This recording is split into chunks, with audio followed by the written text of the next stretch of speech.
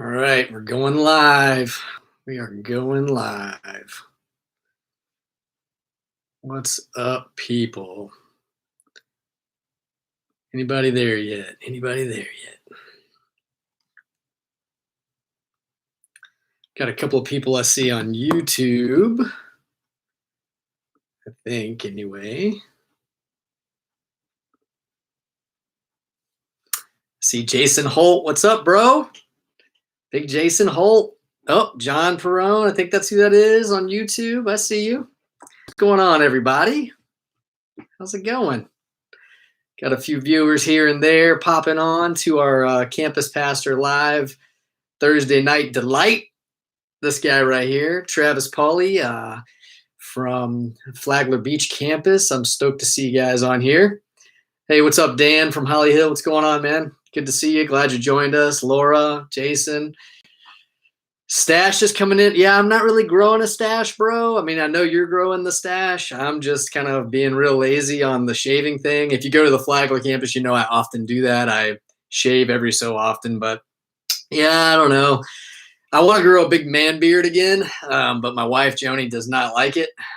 Bob Scott, what's up? Anita, good to see you. I miss you guys all so much. Sitting here, here at the rescue station. I'm actually in Derek Shirley's office. So you guys can, if you're friends with Derek, who's an Ormond Beach campus pastor along with Jason, if you talk to Derek, you can tell him that Travis was in his office doing all kinds of weird things. So he's really germophobic. So like, I'm just going to sit on all his surfaces and like lay on it and stuff and take pictures and send it to him. It'll be really awkward. So there's that. Yeah, it's good to see you. Hey, Carol, thanks for joining us. I hope you guys are doing good. Tell your hubby I said what up. Yeah, I'm glad you guys can hang out with us tonight. I do want to say, Jason, if you watched his video on Tuesday, if you didn't, you need to go back and watch it. I mean, all week long, it's been really cool to see the different videos coming out, whether you catch them live or whether you catch them later on. They're on our Facebook, on the YouTube, whatever. But Jason pulled out his T-shirt game, and I think he kind of cheated a little bit. Like, we've got this competition now with shirts, and I'm going to run out of them because I shop like once every 5 years. But I pulled one out because he had one on yesterday that was Jesus getting barreled, Jesus surfing. And I'm like, that's kind of cheating because you can't one-up Jesus. I mean, he pulls out the Jesus card, so obviously he wins. But, you know, without that divine ability of using the Jesus shirt, I pulled out one from my past year I've had for quite a while. Check it out. Yes, this is Macho Man Randy Savage, Madness Never Dies. That's right, the late, great Macho Man Randy Savage. Ooh, yeah. So if you know who that is, he was a wrestler from back in the day. And when I grew up as a kid, I watched wrestling and with my granddad. He had cancer, and so we always hung. And when he got real sick, all he could do was sit in his chair and watch TV. And so we would hang out together, and he would watch wrestling, and he got me hooked on wrestling as a kid, and I watched it all growing up. But Macho Man Randy Savage was my guy. He had all the colorful costumes and just the big personality. I love that guy. He was awesome. So, and he would drop the big elbow from the top rope. Yeah, it's good stuff. Good time. So now you know, growing up, I watched wrestling. So that's another fun fact about me. How many of you watched wrestling and you were scared to talk about it as a kid? That's a big deal, right? So like, it wasn't as cool. Like when I became an adult later on, I saw it was really popular. I didn't have TV at that point where it got really, really popular, but it was like in my 20s or something. But at the time, well, maybe it was like my late teens, early 20, maybe 20 years old. It got really popular. I didn't watch it anyway. Yeah, it was just like something you didn't really talk about in school. It wasn't very cool. So it got cool later, maybe, I don't know. But once again, just want to welcome you guys and thank you for being here, joining us. If you don't know, I'm Travis Pauley, campus pastor for Salty Church in Flagler Beach. And it's always cool to just hang out with you guys a little bit and connect. And hopefully you guys are staying connected during this time. I just want to start off with a question, though, because on the way here, it got me thinking about how I do this so often. So how many of you drive, let's wait, I'll ask that in a minute. When's the last time you filled up your gas tank with your car? Like, because some people like haven't been going anywhere. You've been working and stuff like that. And you maybe go somewhere. When's the last time you filled up your gas tank with car? Or your car with gas? I don't know what I'm talking about. When's the last time you filled up with gas? Anita says you're not a wrestling fan. Yeah, sorry. Growing up, I was. That's just the way it is. The last time you guys filled up? Anybody fill up today? Anybody? What up, Chabi? I see you, bro. Anybody fill up their gas tank today? For me, my Explorer, I have a Ford Explorer, and it's always breaking down. And it broke down a couple of weeks before coronavirus stuff all hit. And so the radiator was leaking like crazy. I was trying to figure out if it was needed a radiator or if it if it was just a leak, I could fix it somehow. So I called in the big guns. Big Jason Holt came and helped me, Ormond Beach campus pastor, and he said, "Hey, I recommend you you put some stop leak in it." And so I did that, and it worked. And I got to drive it today, and I haven't really driven it. So, but I do remember right before all that hit, like coming home in the Explorer, it was running on the gas light, and it had been for like 2 days. And I'm really bad at that. And I wonder how many of you do that same thing. You ride on your gas light for like ever. It's almost like a competition. Let's see how far I can push this whole thing. Anybody do that besides me? If my dad was watching, he would probably yell at me and say, "Don't do that. That's terrible." Emma, you filled up your gas an hour ago. That's good. So now you're ready to go whenever. That's pretty cool. Yeah. So Deanna, do you ride with the gas light on? Is that what you're saying? You said yes. I'm assuming that's what you do. What's up, Carla? See you. Yes. Anybody else ride their car with the gas light on until the fumes are like all you got left, and you barely pull into a gas station to fill up your car? Anybody out there? So that was me. And I've done that quite a bit over the years. I've never really learned that lesson. I always do it. Like I pull the church trailer on Fridays to the Flagler campus when we meet, and I set up. And I remember one morning going up there for a meeting, and the gas light came on. I came back to my house. I drove somewhere else, and then I just forgot about it. And then I had to go pick up the trailer and grab some stuff and then head over to the campus. And I drove all the way home, and I realized it. I'm driving through the park on A1A between Flagler and Ormond by the Sea, where there is no gas stations. And I'm like, man, I'm going to run out of gas out here. It happens often. I remember we were going on vacation one time, and I didn't fill up the car, and my wife and my baby daughter at the time, Bree, we got right on the exit, like got off the exit onto 95, or on the exit, I guess, to 95. And as soon as we started going, we ran out of gas like instantly. When we hit 95 was the worst. It was like a few miles down the road. So it was really inconvenient, and we had to wait for people to come and hang out with us. So yeah, that's how it is. Have a tank, fill it up. Anthony Toth, you are the most organized person I've ever seen in my life. I'm going to like that comment. Yes, organized, fill it up. Who else? Yeah, I used to do that in my Jeep. Yeah, I'm so bad at that. And we do that, right? And like the problem is like those of us who do that, and maybe you're not really admitting that you do that, but I do it a lot. But those of us who do it, we risk a lot, right? Like, so everywhere from inconvenience. So like a lot of times the next day I have to go somewhere, and I forget that I have to fill it up because I've been riding on the gas light, and I have to fill it up to get to where I'm going, but it makes me late by a few minutes, maybe. Depends on traffic, but it could be 10, 15 minutes late, and I hate being late. So that's super inconvenient, and it causes me to be frustrated. So it has an effect on my emotions. When I don't fill up my tank properly, or when I should, like Anthony does, half a tank, fill it up. Other times, like you run out of gas, it becomes even more of an inconvenience, and maybe an inconvenience for someone else. Like my wife has had to save me a couple times over the years. Other people, after church one time when I was pastoring in Virginia, I remember preaching a sermon about everybody should be off their phones and give their phones a break and spend time with family. And I ran out of gas, and then I texted all these people trying to get them to help me, and they didn't have their phones with them because they listened to my sermon. It was hilarious. And so I posted a picture on Instagram saying, at least people are listening to my sermon. But yeah, so inconveniences like that, but keep doing it. You can end up causing a problem with your vehicle, right? You can have a fuel pump damage, other things, because sediment from the tank can get up into your fuel system and cause problems. And I mean, it can be very expensive. I've gone through fuel pumps before. You think I would learn this lesson? It probably was because of that. But all these things that we deal with, rather than just filling it up like Anthony does, when it's at half a tank, fill it up, like just on a regular basis, fill it up, and you won't have those issues, because we're not always under the gun, right? We can go and fill it up at some point, sometime. But in thinking about all that, it really makes me think about like how often is that reflected in our lives, right? Like how often are we running on fumes in our lives? as men, as women, as husbands, as wives, as fathers, as mothers, as people out in the community, how often are we running on fumes?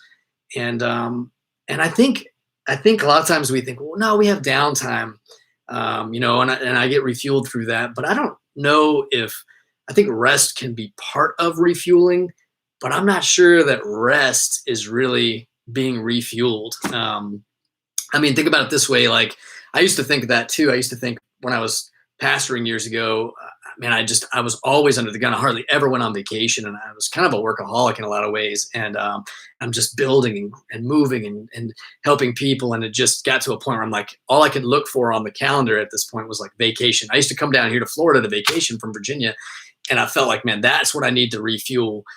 But rest isn't. I mean, if I stop my car and let it cool off for a while and I don't drive it for a couple of weeks, does that refuel it?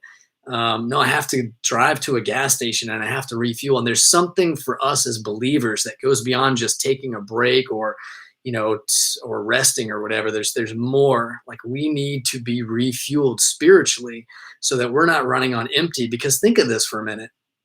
Think about where we are right now. Some of you guys have taken on homeschool parent for the first time. Some of you, your job's up in the air. Kids are dealing with, I mean, we got kids that are seniors in high school that aren't getting to go to their proms and walk on graduation right now. And there's all these things that are up in the air, and there's uncertainty, and it's exhausting on social media oftentimes and in the news. And a lot of people are just feeling oppressed, and there's pain and there's suffering. There's all these things happening right now.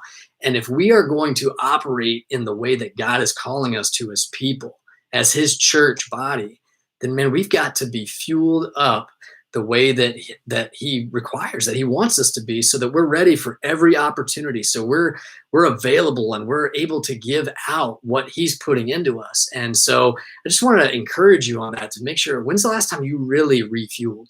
And how often do you refuel? Is it a once a week thing when you go to church on Sunday? And for those people who would say that, I'm wondering if you're relying on that Sunday morning experience, man. It's limited right now, right? Like, we get it online and you get some campus pastors talking, but it's not the same as gathering with people. And so if that's your only refuel time, then you're running on fumes, because day in and day out, you're getting mixed messages from the world. You're dealing with people that are suffering. You're dealing with people that are hurting. And, man, God has you in a place that you're in to be able to affect those lives. I mean, I think about these last several weeks. I wondered what would happen when all this started. And when a church doesn't meet on a Sunday, I often wonder, do people take their spiritual lives into their own hands? And in some ways, do they read the Bible? Are they seeking God? Are they really serving?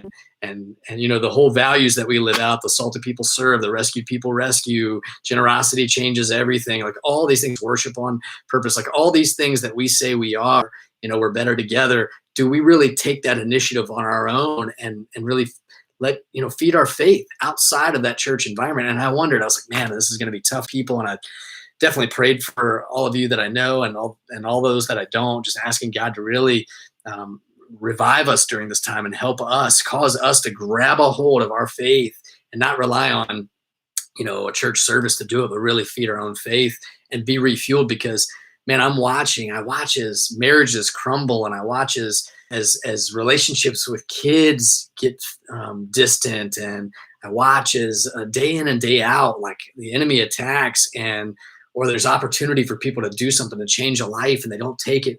And I think a lot of times because we're running on empty. We don't have anything else left to give. And man, I experienced that same thing, and I know how that can be. And in fact, this whole year, I've really been I've been focused on that for my own spiritual walk. Just every year, I try to take a new pathway, a new step forward in my relationship with God. Last year, I read through the Gospels over and over again, just Matthew, Mark, Luke, and John. That was my only study, Matthew, Mark, Luke, and John. I just read it word for word, and I tried to get into the Greek a little bit and understand, original language and all these different things. And that was my thing last year. This year, it's taken my relationship with God a little bit further and really cultivating just a spirit of thankfulness. I go to the beach every day. That's one of my things. I post online to keep myself accountable. And I use that time to do that. But I'm just really focused on this refuel thing. And today and yesterday, actually this whole week, I've been reading Ephesians, the book of Ephesians. I started in my own personal time outside of Core 52 and some other things that I'm doing. And I read this in chapter 3, and I really wanted to read it to you tonight. And it's this. He says this. This is in chapter 3. He starts in verse 14. He's writing this prayer to this church. He's like, I'm praying for you, this church in Ephesus, the city that they were in, the church, those believers, the Ephesians is what we call them, but it's the church in Ephesus. And he's writing this prayer to them. And he says, starts it in verse 14, but then he gets into verse 16 and he says this. He says, I pray that out of his glorious riches, talking about God, out of his glorious riches, that he may strengthen you with power, okay, through his spirit in your inner being. Verse 17, so that Christ may dwell in your hearts through faith. And I pray that you, being rooted and established in love, may have power together with all the saints, like all God's people, right, to grasp how wide and long and high and deep is the love of Christ. And to know this love, like I keep going back, there's phrases that pop out, but that last part in verse 19 that says that you may be filled, right? That you may be filled. We are filled with all kinds of things. My wife would say I'm filled with something sometimes, right? But we're filled with all kinds of things. We fill our lives full of stuff we watch on TV or the news or all these things we fill our lives with. And man, Paul is saying, may you be filled to the measure of all the fullness of God. And that is what we need as believers. As I think back to these last few weeks, and I told you I was worried about where people were going to be, I'm so amazed at what God has been doing during this time. In a time where many people think the church would take a step back because they can't meet on Sunday. By the way, we're not a building. We are a people. The church is a people, right? We have seen, and if you've been following us on Facebook, I've baptized 3 people in Flagler. There's been somebody from Palm Coast baptized. There's been people from Ormond baptized. Salty Family Services are having people get baptized. We're connecting. If you watched Robbie and Jeff yesterday, we're connecting people to Salty Family Services, and they're rescuing families. I mean, more and more as the days go on. I mean, the church is still operating. I'm sitting in the rescue station down here in Ormond Beach, and right across the street, there's a building, the Ormond campus that you saw Robbie show some video of last week. Is being built. Like the church is still moving. And I just think right now is a pivotal moment for us. There's opportunities coming where we're going to need to be rooted in love and established in love, as he says, and share the love of Christ with people in a time that's just really tough. That's a very difficult time. And if you're not being, and if I'm not being filled with the measure of God on a regular basis, if we're not refueling on a regular basis, man, how are we going to be able to do that? I mean, this is almost like, I said to somebody one time, this is like preparation for what's next, but it's not. Like this is now. We're living in a moment now where God wants to work through us. And if we've got nothing left to give, then how are we going to be effective for him? How are we going to, share the love of Christ with people? How are we going to serve those? Like I was last week or the week before, I can't remember when it was now. It was earlier in the month of April. I went with a group of people to help feed 400 families in Pearson. And it's like, if I didn't have any Christ in me to give out, if I hadn't been refueling on a regular basis, man, I wouldn't want to go do that. I'd be worried about what the news is saying. I'd be worried about, my own stuff. I'd be thinking about myself. But man, the more I'm rooted in Christ, the more I'm focused on him, the more I'm letting him fill me on a daily basis. I'm ready to give it out. And actually, we're going next week to do it again. If you want to do it, it's on Wednesday. Hit me up. But, Palm Coast is getting ready to feed 5,000 families, the Palm Coast campus, along with other churches in Palm Coast. You can hit up Jacob at salty.org for that information. I mean, how is he going to do that if he's not filled up? Again, Salty Family Services, those guys and gals that are advocates for the families, they're so awesome. I love them all. And I just think that they're great, but they're not going to have what they need to give out.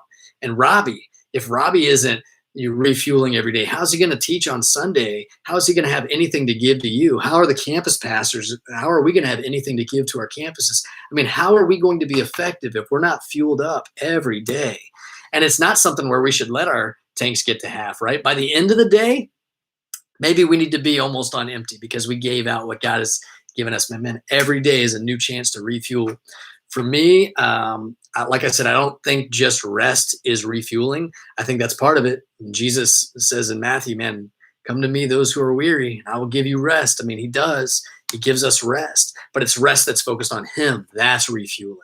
Maybe for you, the beach, like me, it's refueling in some ways, or it's restful, but it becomes refueling when you use that to focus it on Christ. For me, every day I go down there, often it got to be really late and I didn't go during the day because I was busy, and then I just plain forgot. And then at night I was like, oh, I got to go. And so I went down there and I asked God to, I told him, thank you for what my life is. Then I make a list every day. Sometimes it's longer. I walked to Granada from my house not too long ago on the beach with my wife. And I do that sometimes.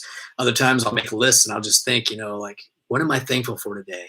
It's just part of me cultivating this relationship with Christ where I'm rooted in him so that I can be refueled and just focus my time. Other times it's prayer. I mean, it's prayer. It's reading the Bible on a daily basis. It's getting into Core 52. It's being in a life group. It's all these things that we focus our lives on Christ more and more. The more we do that, the more we become like him, and we're filled to measure, like Paul says, with the fullness of God. I love that. There's a scripture, and you'll have to Google it because I can't remember where it is right now, and I don't want to have my face looking down the whole time while I'm on this video. But I think it's in Ephesians. I could be I don't know where it is, but it says, when the more we behold him, the more we become like him. The more we behold Christ, the more we become like him. Look it up, and you guys can comment what the scripture is. And I should know it because I taught a devotion on it to the staff not too long ago. But yeah, the more we behold, the more we become. And it's like the more we focus our everyday lives on him, the more we're in the word, the more we're connected with God's people in a life group. If you need to get connected, go to salty.org and fill out a connection card. We'll get you connected to a group.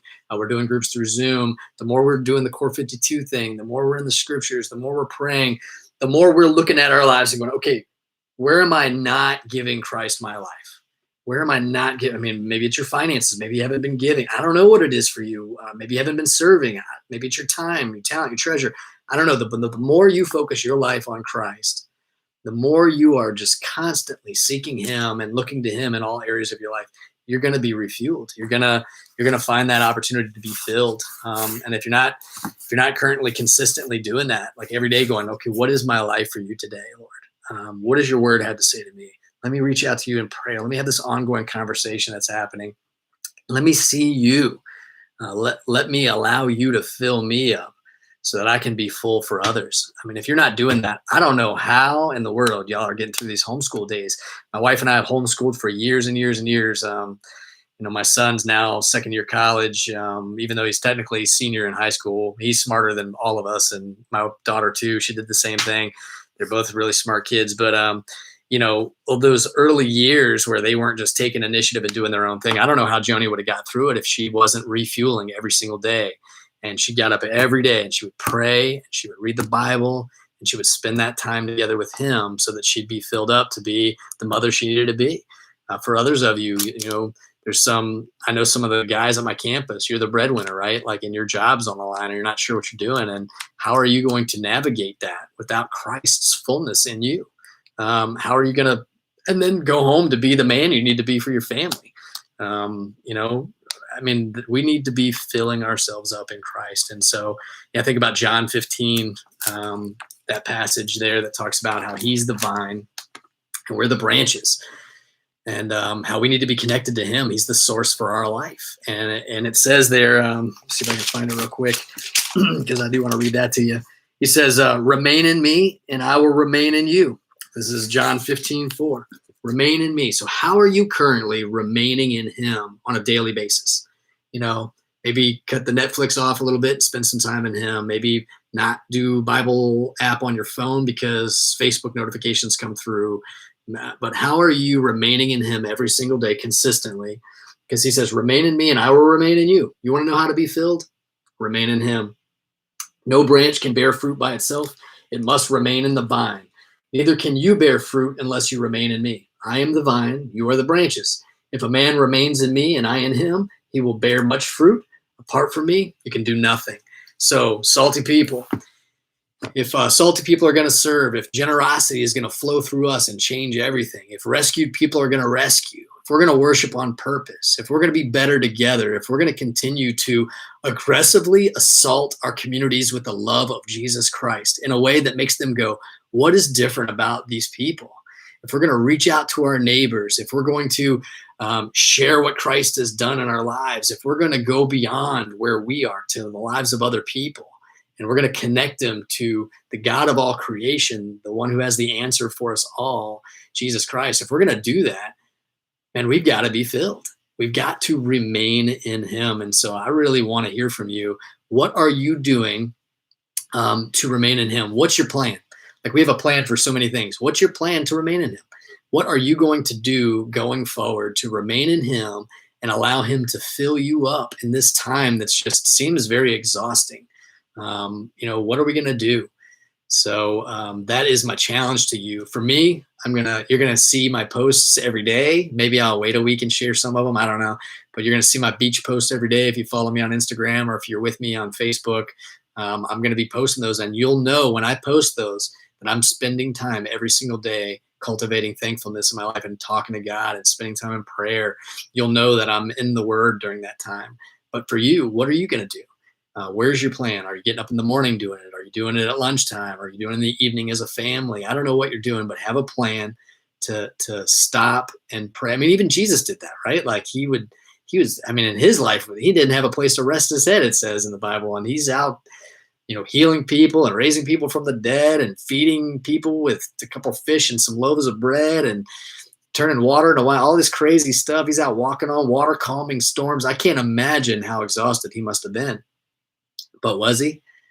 I mean, he kept going because he would get away and he would find time to pray. He would find times of quiet. He would allow God to restore his soul and refocus him on the mission that God had for him. So he was ready to go as far as he needed to go, all the way to the cross, and then some for you and for me. And so how will we respond and do the same for him in the lives of people if we're not refueled? And so I just really want to encourage you on that. Let me know how you're doing that. I kind of talked a lot. I don't know if you got anything from this, but I'm praying for you. I miss you all just tremendously. And, but just know that, the mission's not done because we're not meeting on Sunday. It's happening every day and every moment. And so Kim, Heather, John, Trish, Carol, and all of you guys that are coming, Susan, Lisa, all of you. What are you doing to refuel every single day? Post it in the comments. Let us know, and then look for opportunities to be salty and live salty every single day. I love you guys. I'm going to end this video by saying I'm not Austin Trammell, and neither are you, because that's what he says every time. I'm Austin Trammell, and you're not. So there you go. And if you don't know what I'm talking about, watch our Campus Pastor Live videos. I'll see you later. Take care, guys. Love you all.